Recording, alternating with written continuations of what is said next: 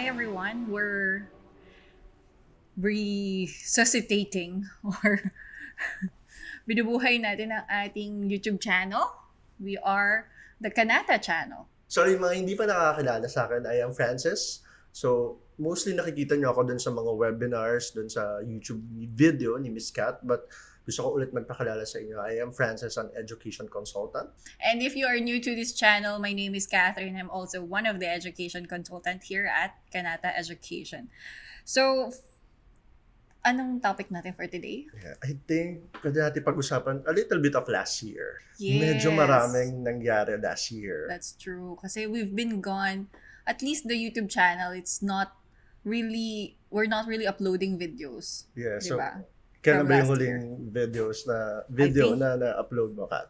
I think last pa ng June when we were in Canada. So last year was a very busy year for us. We've been doing a lot of marketing activities. Road shows. Yes. So, well, pinaka-exciting syempre yung Canada, but we've been to Baguio, we've From been Luzon to Pampanga, Batangas, and we've been to Visayas in Iloilo and Bacolod. Yes, and in Mindanao naman, we went to Davao and also Cagayan de Oro. And it was fun. It was fun experience kasi we met a lot of Filipinos who are really interested to study in Canada, 'di ba? Sobrang dami pa rin talagang gustong mag-aral sa ibang bansa, especially in Canada. And the reason why we're doing this is we really want to increase the reach of our audience as well as to give really good information that can help you decide why you should study in Canada. Yes, kasi especially online, marireach mo even yung kasulok-sulukan ng Philippines and also outside the Philippines. Yes, that's true. Meron tayong mga students from where? Especially Dubai. Yeah, from all over the world. Singapore. We have Singapore. We also have in Japan, Korea, even in Turkey, I think. We do have students from Turkey. Also Europe. Yeah, I think I have a student na taga-Italy. So, hindi na siya umuwi ng Philippines, diretso na siya to Canada. Yeah. So ang wide ng audience. Times. So that's why we are going to be consistent. Yes. Promise yan, Kata. We'll be uploading one video every week, so stay tuned. And it's 2024, so it's a new year.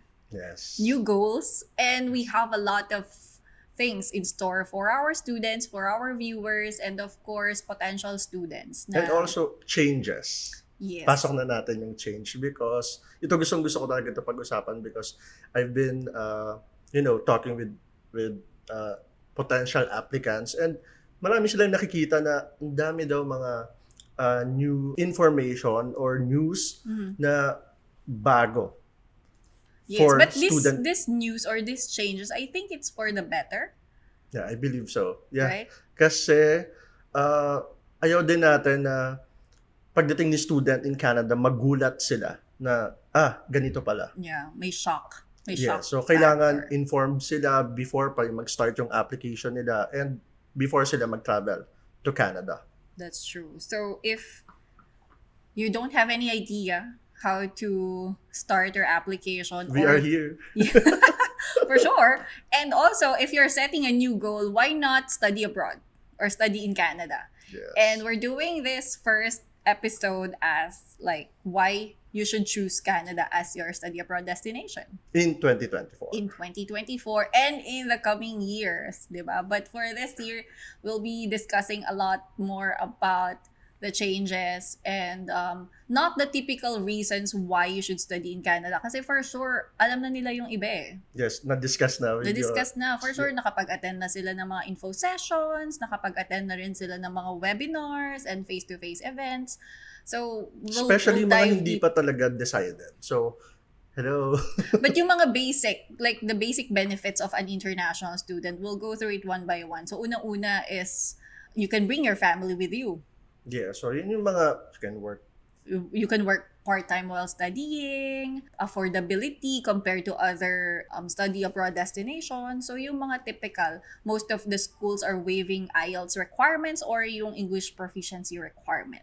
I think for 2024, why this is the best time na mag-apply yung mga students in Canada is because ever since Canada as a country is a pro students, not just for domestic students, but also for international students. Yes, and I think with the recent changes or any updates, the aim of the Canadian government is to really protect the student and Yes. make sure that they thrive. Kasi syempre they're coming from, their home country, moving to a different Different country. So they want to make sure that hindi mahirapan yung mga students. Especially like with the PGWP. Yes. So, I think medyo may mga nasweltehan talaga. If yung mga students na mag-expire or mag-expire yung PGWP nila ng December 31, 2023, meron silang eligibility to extend their PGWP up to 18 months. Oh, that's almost, it's more than, 1.5 years. 1.5 years. So almost 2 years. Kasi the PGWP is highly dependent on the duration of your program na natapos. And you Yes. can only apply for PGWP one time. Yes. So hindi siya po pwede yung nakapag-finish ka ng one program, apply kang PGWP, and then mag-aaral ka ulit, tapos mag-apply ka ng PGWP. Hindi siya po pwede. Yes, So, I think this happened during the pandemic or yung meron pang COVID, but na-extend siya even until 2023. yes, that's true. So kaya dun mo makikita na talagang the Canadian government is really concerned and they really wanted to help international students na it's either to look for a job or to apply for their permanent residency. Yes. Ayaw nila yung sobrang kulang ka sa time, Yes. 'di ba? And then we also have the changes in the financial requirements. Yes. So, medyo maraming, ang mahal na pala mag-aral in Canada. Yes. So, Kasi yan yung mga initially, questions nila. Initially, the financial requirements for international student is your 1-year tuition fee Plus the the 10,000 Canadian dollars na gagamitin yung living cost for 1 year. Yes. But we all know it's not enough. Definitely not enough. We've already experienced it nung nagpunta tayo sa Canada. Although we did not stay there for too long, but talaga yung iba yung mahal ng Yes, presyo. sa food. And we also hear stories about yung mga accommodation. So, housing, definitely. So, hindi siya mura.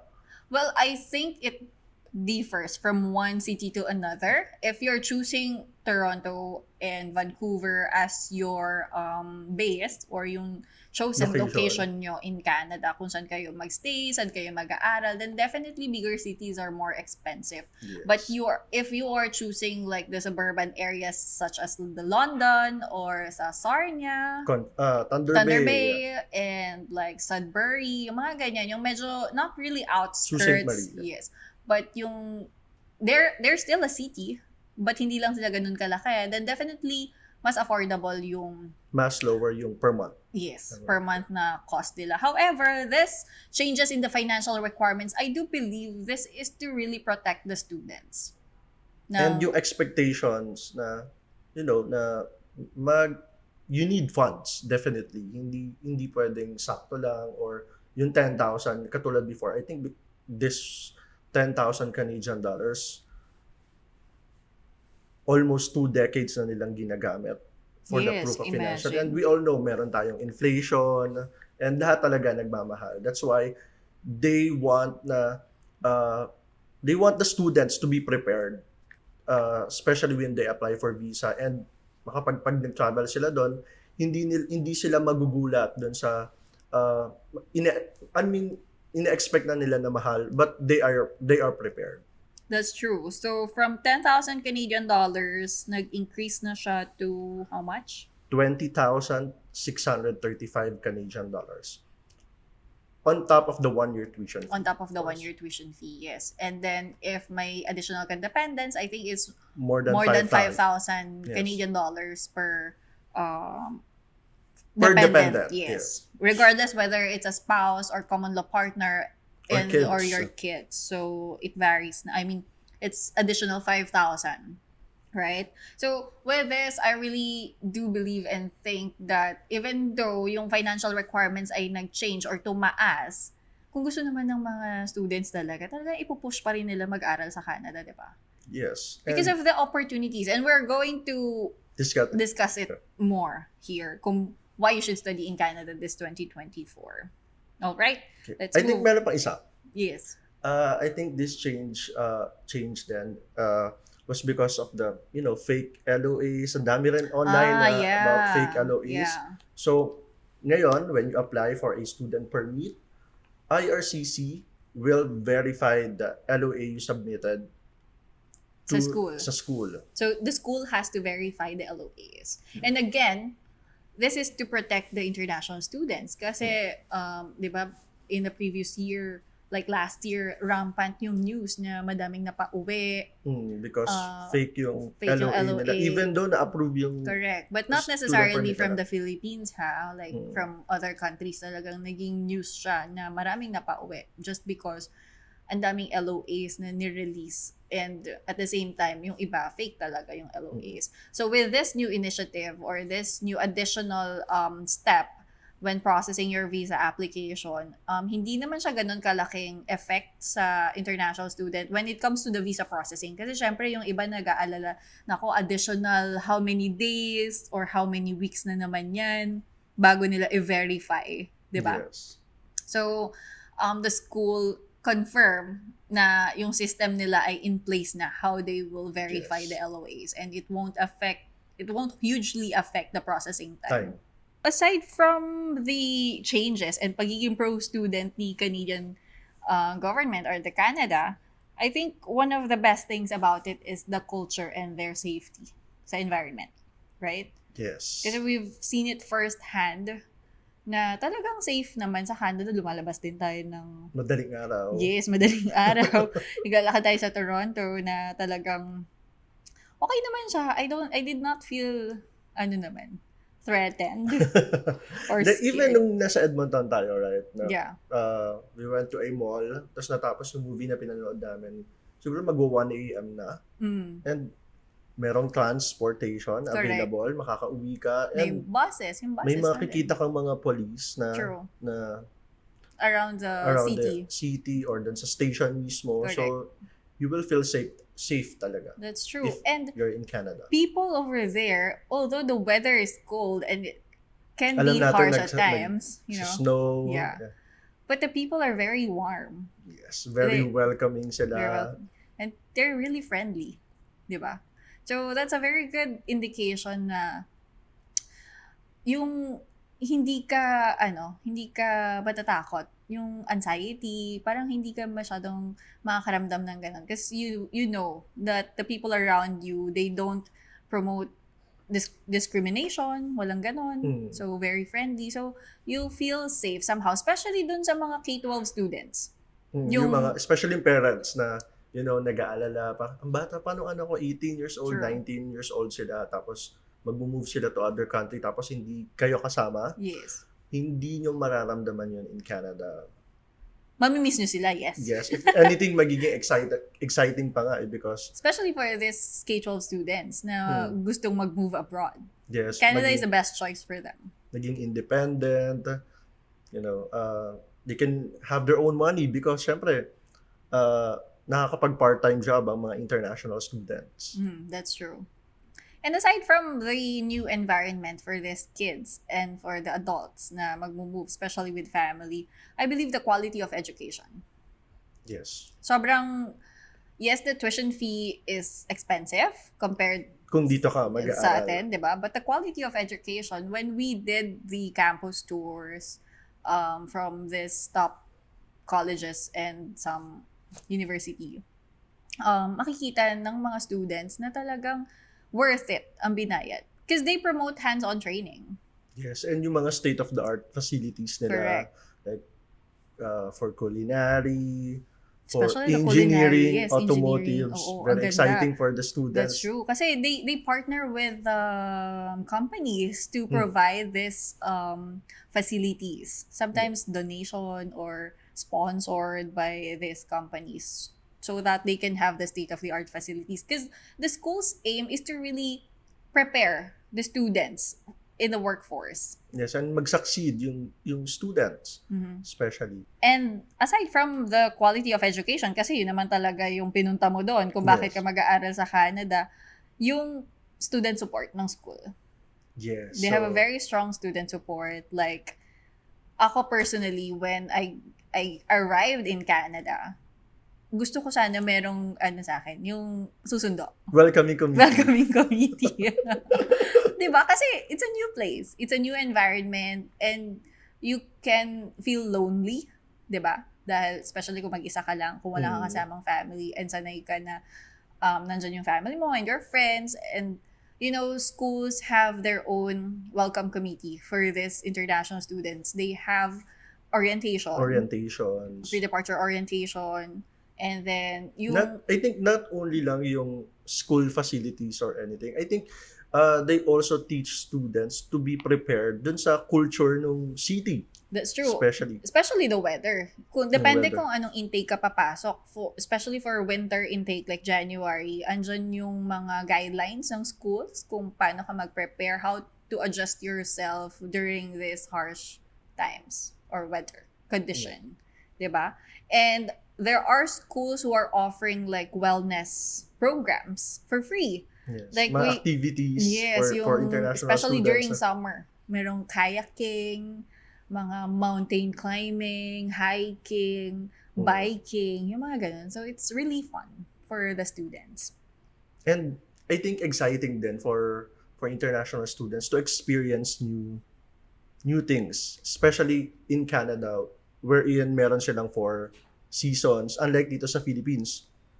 Rainy season lang and summer. Dry season, yeah. So, in Canada, maraming activities na pwedeng gawin. Like for example, merong mga activities for winter, Yes. merong mga activities for fall, which is very exciting kung So gusto mong ito na yung maka-experience opportunities. ng A bago. lot of opportunities for international students. Aside from activities, they can move all over Canada. They can travel. Yes. If you're based in Toronto, pwede kang pumunta ng Ottawa. Diba? Yes. Ottawa is known like it's European style, French-speaking city. So, Also Montreal, right? yes. So parang ma-expose ka sa different Cultures. and at the same time, pwede kang pumunta sa mga province talaga. Unlike dito sa atin, ano na yung pinaka-maximum or pinaka-farthest location? Sulu and sa Holo.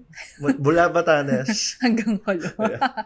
'Di ba? But in Canada, sobrang laki. It's the second largest country by land. So we traveled from Toronto to Vancouver for 6 hours. Yeah, so Diba? Para ka nang out of the Japan. country. Correct. So it's a very good opportunity for you. You can experience travel, new things, you can do a lot of activities.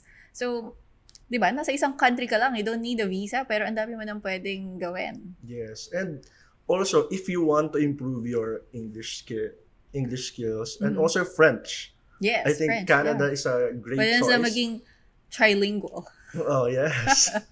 Kasi I think Montreal, yung city na yan, mostly French-speaking yung mga tao. So, pwede ka mag-aral or if you want to travel, ma-practice mo yung French mo. Diba? Pwede ka na pumunta ng Paris. And nung nagpunta tayo in Canada, we've met a lot of Filipinos.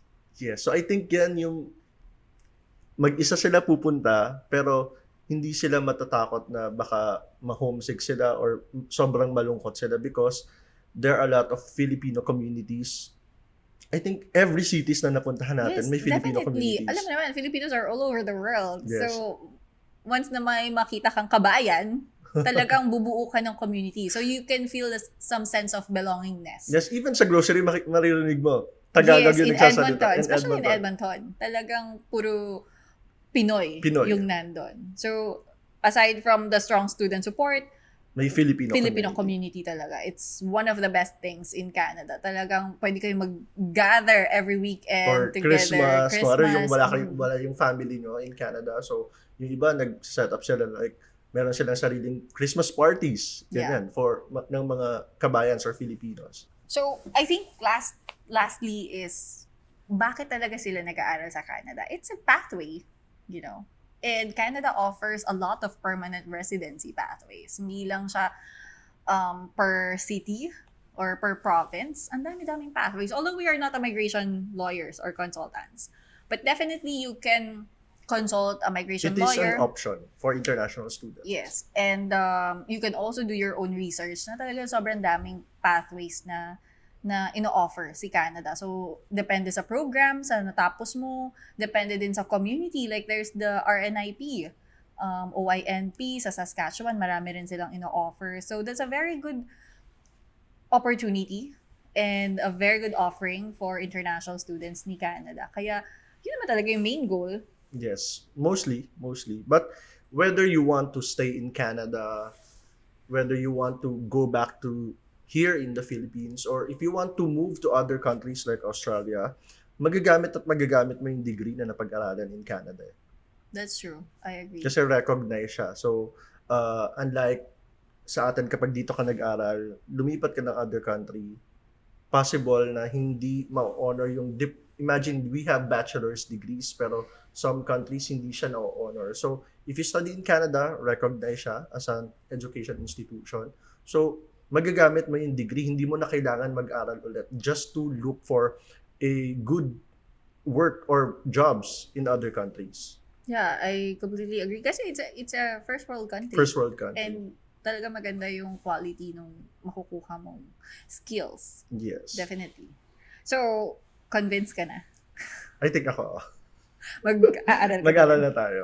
So guys, if you are ready and if you want to learn more about studying in Canada, how we can help you, how we can give the right program and the right school for you, of course, then you can always click the link below. You can book a consultation with us or you And can... it's free.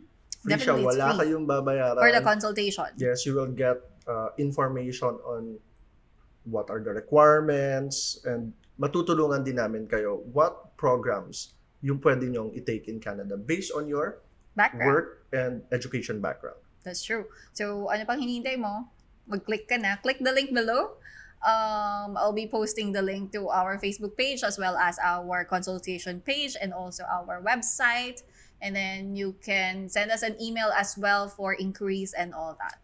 So we really look forward in assisting you with your application. to And study in we promise na may kasunod tong video na to. Hindi na kami mawawala. Canada.